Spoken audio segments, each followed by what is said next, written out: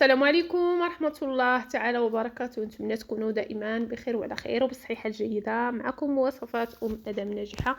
اليوم إن شاء الله اقتراح جديد وفيديو جديد. غنحضر معكم هذا الكيك بواحد الكريمة غزالة بزاف، كتجي هشيشة كتذوب في الفم، وغير بيضة وحيدة يا البنات، كتجي رائعة، تستحق أنكم تجربوها.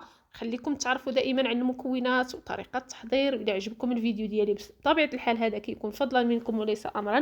ما تنساونيش من البصيمه ديالكم، التعاليق الزوينه ديالكم، بارطاج القناه مع الاهل والاحباب ديالكم. ندوزو دائما تعرفوا على المكونات وطريقه التحضير، كتجي هشيشه كتذوب في الفم، والاهم انها اقتصاديه. دائما على بركه الله. بالنسبه للمكونات غنحتاج واحد البيضه اللي ضروري تكون بحراره المطبخ، رشيشه ديال المليحه، ساشيه ديال الفاني ديال 8 غرام، ممكن انكم ديروا هذاك اللي غبره ولا السائل اللي عندكم. هنا عندي كاس ديال السكر حبيبات. بالنسبه للحلاوه البنات راه ما كتجيش حلوه بزاف نهائيا هاد الكيكه. وهنايا يمكن لكم تخدموا بالطراب الكهربائي، كيمكن لكم تخدموا البيض مزيان. انا ضروري الكيكه ديالي كما كنخدم معكم دائما الكيكات، يعني البيض ضروري انا كنطلعو مزيان، يعني حتى كيبيض باش كنحصل على النتيجه اللي كتكون زوينه في الكيكات. يعني بحال خدمته بالطراب اليدوي بحال خدمته بالطراب الكهربائي. ها نتوما راه كنخدم داك السكر وهذيك البيضه اللي درت يعني مزيان. وهاد الكيكه الاهم ديالها ان ما كتحضرش بالحليب غير بالماء. هنايا كما شفتوا بياض الخليط ديال الكيكه ديال البيض مع السكر. من بعد غنزيد واحد نص كاس فايت شي شويه ديال الزيت، ودائما كنخلط مزيان كما شفتوا، يعني حتى داك السكر كيذوب مزيان.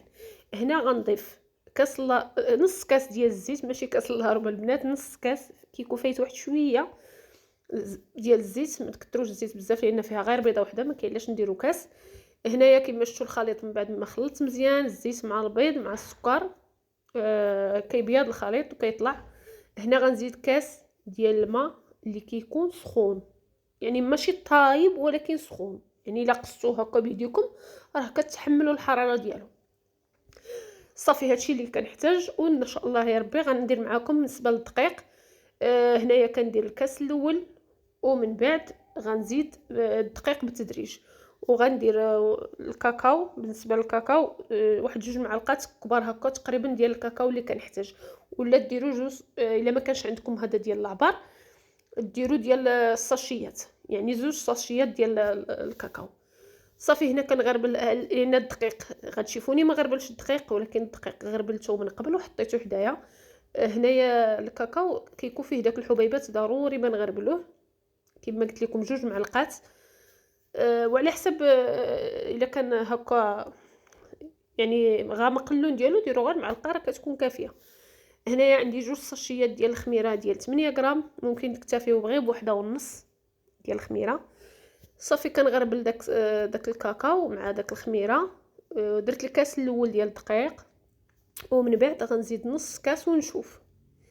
يعني ما غاديش نكثر لهاد الكيكه، ما كيجيش كتير فيها الدقيق نهائيا، ولكن كتجي واحد الكيكه اللي غزاله بزاف.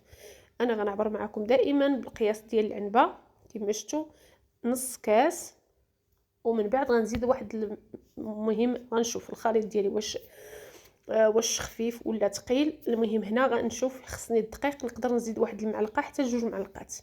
المهم بالنسبه للدقيق كتحتاجوا هكا واحد كاس، والكاس الاخر كاس لارب اللي غتحتاجوا ديال الدقيق. هنايا كما شفتوا ان شاء الله يا ربي ها نتوما الخليط ديالنا كيكون خفيف. هنا غنزيد واحد 2 معلقات ديال الخل، كيعطي واحد الهشاشه لداك الكيكه بزاف. الخل الابيض ولا الخل العادي اللي عندكم بطبيعه الحال متوفر. دائما كنقول لكم في كل فيديو ديالي انا كنجيب لكم وصفه اللي كتكون بسيطه، اي حاجه عندكم في الدار غتخدموا بها. كنخلط هذاك الكيكه ها نتوما الا كنرسم فيها هذاك الرقم يعني كيبقى هكا واحد المده عاد كيختفي.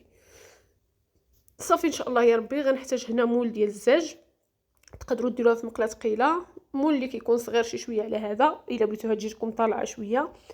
المهم انا هاد القياس هذا راه هو هذاك كتجيني هي هذاك مع الكريمه اللي غنضيف ليها من بعد. هنا دهنته بالزبده ورشيته بشويه ديال الدقيق. بالنسبه للفران راني شعلته غير من التحت، يعني على 190. انا كما كنقول لكم دائما في كل فيديو، الفران ديالي ثقيل بزاف، نقدر ندير له حتى 200 الا الله طيب لي الكيكه. نتوما راهي 180 كتكون كافيه بالنسبه ديال الضوء، بالنسبه ديال الكازرة على عافيه متوسطه من التحت حتى كتنشف الكيكه، ونهبطوها تكمل الطياب على وجهها ومن بعد نخرجوها ان شاء الله يا ربي. غنخلي الكيك ديالي ها نتوما من بعد ما طابت ونشفات. هنا غنحتاج 2 كيسان ديال الحليب، عبروا بديال العنبه، عبروا بكاس عادي المهم اللي عندكم.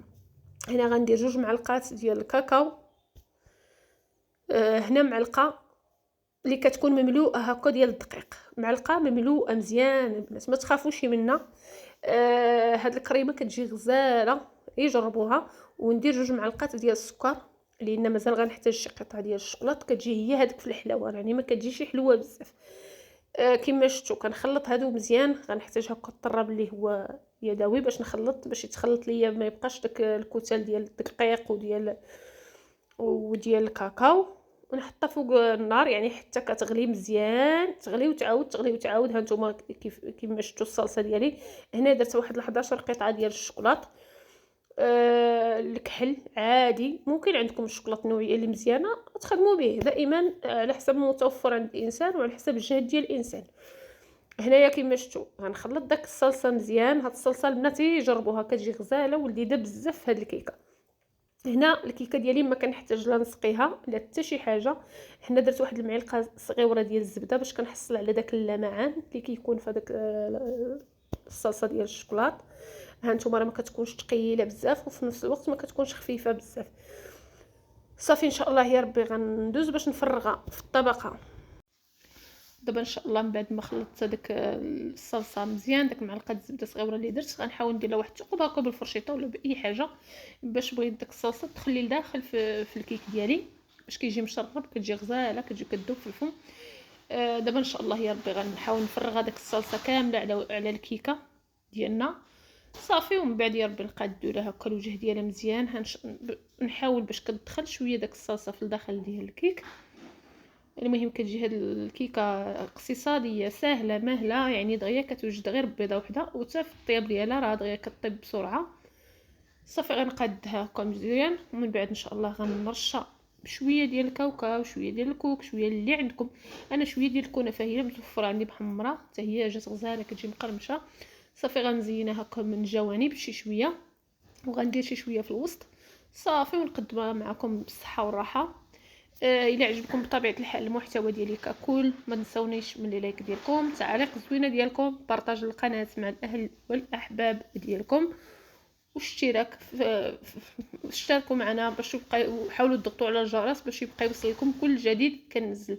انا كنلوح الفيديو ما كيوصلش الجديد للناس، ما كتفعلوش الخاصيه ديال الجرس، حاولوا تفعلوها باش الا نزلت اي فيديو يوصل لكم الوقت اللي نزلته. هانتوما الكيك ديالنا كيفاش كتكون اسفنجيه رائعه وتستحق انكم تجربوها. بسلام عليكم، خليت لكم الراحه الى فيديو قادم ان شاء الله، خليتكم تبقاو